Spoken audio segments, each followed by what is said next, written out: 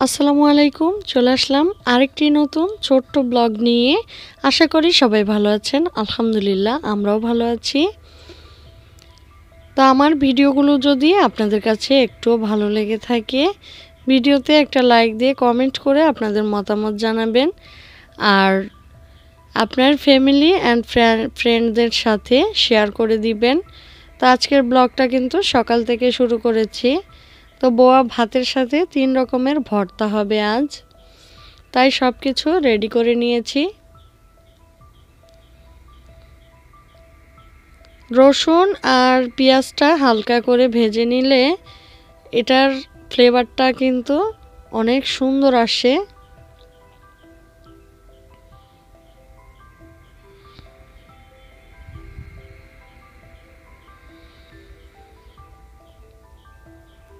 তো কালো জিরা, বাদাম আর সিম, আলু, টমেটো সব কিছুই কিন্তু আমি আগে থেকে রেডি করে রেখেছি।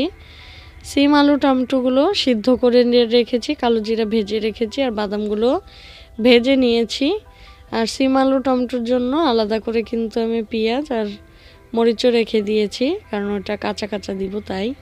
তো এবার সিম, আলু, টমেটোর ভর্তা বানানোর জন্য সবার প্রথম কিন্তু আমি সিম আর আলু টমেটোর ভর্তাটাই বানাবো, তাই লবণ দিয়ে মরিচটাকে আগে ডলে নিচ্ছিলাম। তারপর পেঁয়াজ আর ধনেপাতাগুলো ভালো করে ডলে নিব হাতের সাহায্যে।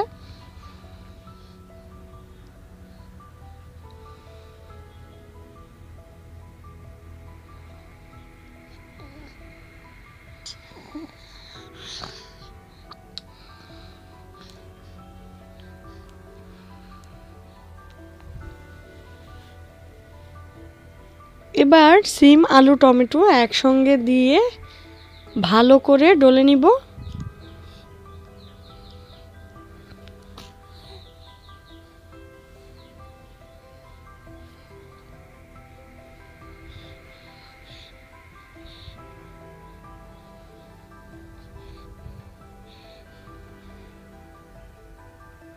তো আমার ভর্তাটা কিন্তু বানানো শেষ। এবার সর্ষের তেল দিয়ে মাখিয়ে বাস ভর্তা রেডি। এবার আরেকটা ভর্তা বানানোর জন্য আমি পাটায় চলে যাব। তার আগে আমি প্লেটটা মধ্যে যেহেতু ভর্তা বানিয়েছিলাম, তাই প্লেটটা মুছে আমি বোয়া ভাত খেয়ে নিচ্ছিলাম। এবার বাদাম ভর্তাটা আগে বানিয়ে নিব। মরিচ আর লবণগুলো আগে বেটে নিচ্ছিলাম, তারপর পেঁয়াজ আর রসুন বেটে নিব। তারপর এখানে বাদামগুলো দিয়ে দিব।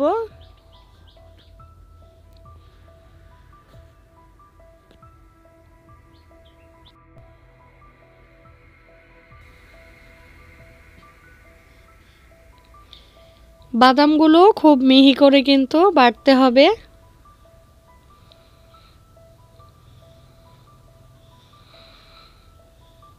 তো আরও একবার বেটে নিব। তো বাদামের ভর্তাটা তো তৈরি হয়ে গেছে। এবার আমি সর্ষের তেল দিয়ে মাখিয়ে ভর্তাটা রেডি করে নিয়েছি। তো আমার দ্বিতীয় ভর্তাও কিন্তু বানানো শেষ। এবার আমি কালো জিরার ভর্তাটা বানিয়ে নিব। তার জন্য লবণ দিয়ে শুকনো মরিচটা বেটে নিচ্ছি, তারপর পেঁয়াজ আর রসুন বেটে নিব।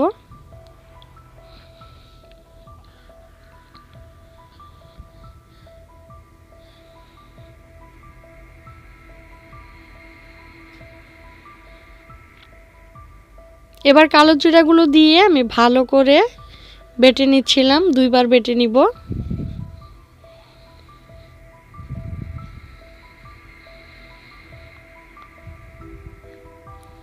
এবার কালো জিরাটাকেও সর্ষের তেল দিয়ে মাখিয়ে ভর্তাটাকে রেডি করে নিয়েছিলাম।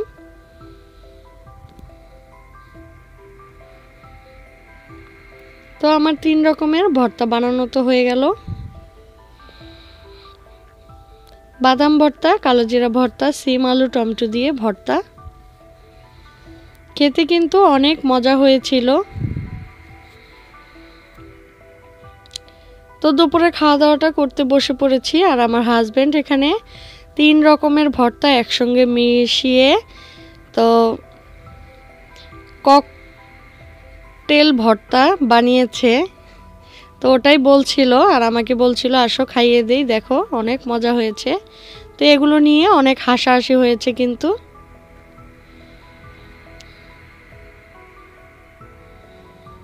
তো সব কিছু মিলে আলহামদুলিল্লাহ খাওয়া দাওয়া কমপ্লিট করলাম।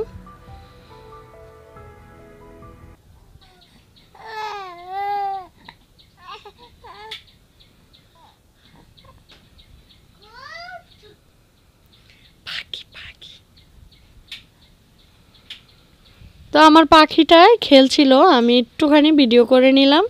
আমি কথা বলিনি, তাই ও বারবার আমাকে কথা বলার জন্য বলছিল, ওর ভাষায় ও বলছিল আমাকে। তো ছোট বাচ্চারা কিভাবে বলতে পারে এটা তো আপনারা বোঝেনি।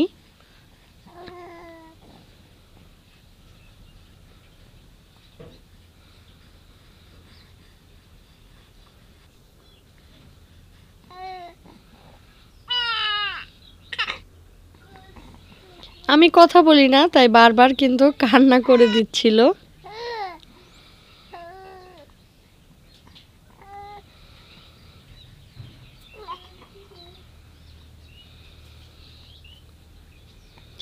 তারপর অনেকক্ষণ আমার মানিকটা খেলা করে এবার কিন্তু ঘুমিয়ে পড়েছে। তো ও ঘুমানোর সাথে সাথে একটা মিনিটও কিন্তু আমি লস করিনি। আমি ঘরের সব কাজকর্মগুলো করে বাহিরটাও কিন্তু একটু পরিষ্কার করে নিয়েছি, যেহেতু বিকাল হয়ে গেছে।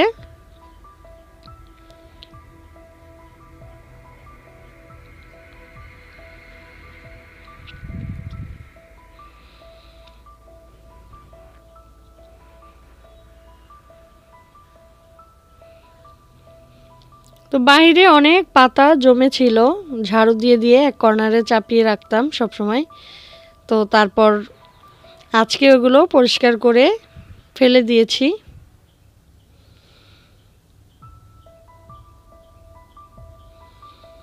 আর এই যে আমার সেই মেহেদি গাছ, যেই মেহেদি গাছে বসে মুক্ত আকাশের পাখিগুলো এসে ওদের ভাষায় ওরা কথা বলে, গান গায়। তো এই সেই লাকি মেহেদি গাছ। আলহামদুলিল্লাহ 2 বছরে গাছটা কিন্তু অনেক বড় হয়েছে।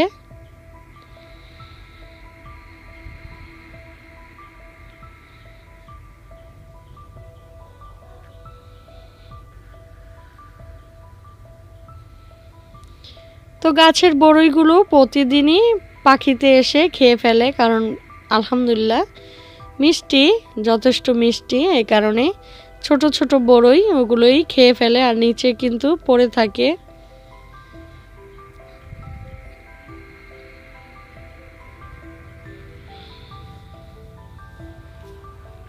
আর এই যে এই গাছটা কে কি নামে ডাকেন জানি না, আমি নিজেও নাম জানি না এই গাছটার। তবে এই গোটাগুলো দিয়ে টক বা চাটনি বানানো হয়, চুকা পাতা, এই পাতাগুলো দিয়ে ভর্তা খাওয়া হয়। তো এইটারও ফুল ফুটেছে। তারপর তো ঘোরাঘুরি শেষ করে আমার পাখিটার মাথায় তেল দিয়ে তারপর আমরা বসে বসে একটু গল্প করলাম।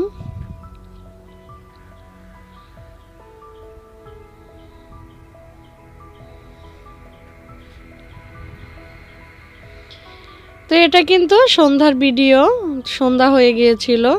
তো হাজব্যান্ড কাজ থেকে এসে মুড়ি মাখালো আর সাথে চা। তো এগুলোই আমরা খাচ্ছিলাম। তো আমাদের আজকে সন্ধ্যার খাওয়া চলতে থাকুক, আর আপনাদের কাছ থেকেও এই ছোট্ট ব্লগটা থেকে এইখানেই বিদায় নিয়ে নিচ্ছি। সবাই ভালো থাকবেন, সুস্থ থাকবেন আর আমাদের জন্য দোয়া করবেন। আল্লাহ হাফেজ, আসসালামু আলাইকুম।